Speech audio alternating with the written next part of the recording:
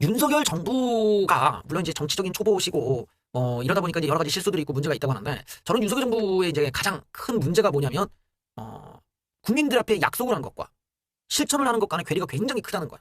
이 괴리를 줄이도록 노력을 해야 돼요. 뭐 공약이라는 건 못 지킬 수 있는 건데 적어도 지키는 흉내라도 내야 돼.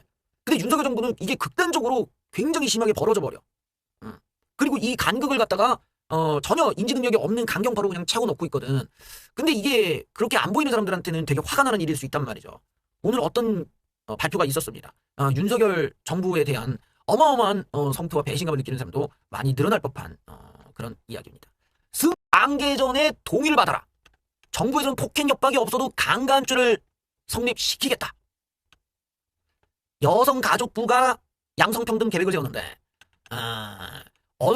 대체 얘네들은 언제 없어지는 거야?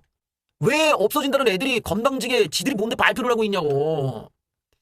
여성가족부는 강간죄 구성 요건 중에 폭행 협박 말고 동의 여부로 개정하는 방안을 검토했다면서 이 같은 내용이 담긴 3차 양성평등 정책 기본계획을 심의 의결했다고 밝혔다. 아니 얘네들은 뭔데 폐지되는 애들이 왜 이런 걸 하고 이게 지금 말이 되는 겁니까? 가해자의 유형력 행사에 따라 강간이 성립된다. 이게 무슨 말이냐? 피해자의 동의 여부로 개정된다면 강압이 없다고 하더라도 상대방이 동의하지 않는 성인이면 처벌이 가능해지는데 이러면은 합의된 관계였음에도 이후 동의가 없다고 그냥 당사자가 우겨버리면 그냥 남자는 그냥 잡혀가는 거야.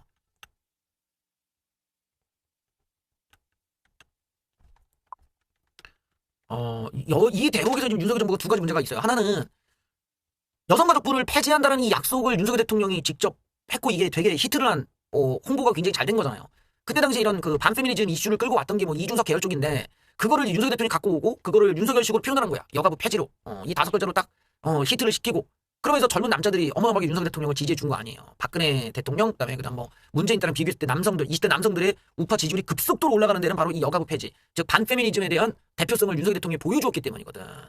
그런데 놀랍게도 여성가족부의 폐지 과정을 보면은 이거는 폐지를 하는 것도 아니고 안 하는 것도 아니고 애매한 지금 상황에 놔버렸어. 그러니까 굉장히 후퇴를 해버렸다는 거지. 쉽게 말하면 남성들의 그 어린 청년 남성들의 표를 빨고 그리고 이제 뒤통수를 쳐버리는 이런 구조가 된 거예요.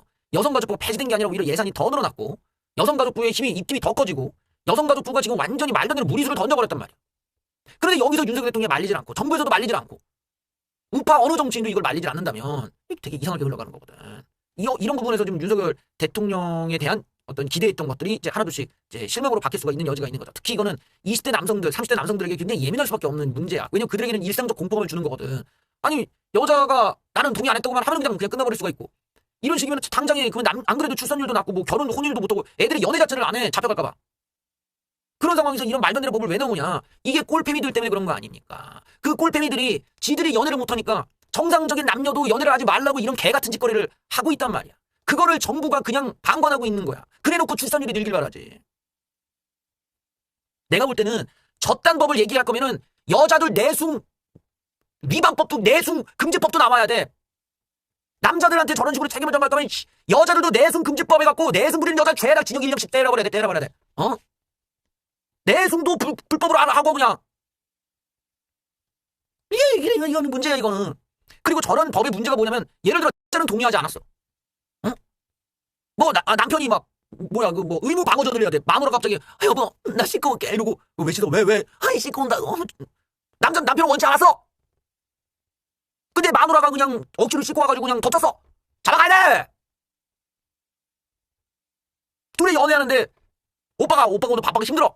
오늘은 좀 그냥 자야겠어. 오빠 잡아가야 돼. 근데 실제 법이 그렇게 적용이 됩니까? 아니라는 거야. 우리나라의 법이 그런 식으로 반영이 안 된다고. 우리나라 법은 여자가 그러면 남자가 고맙습니다 하고 받들 것이지. 어디 건방지게 고소를 해. 그리고 무고죄로 때려버려.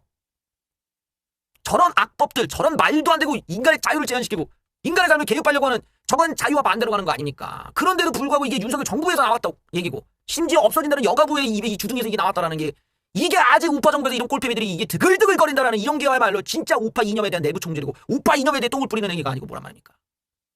이거는 윤석열 정부에서 개선을 바로 해야 됩니다.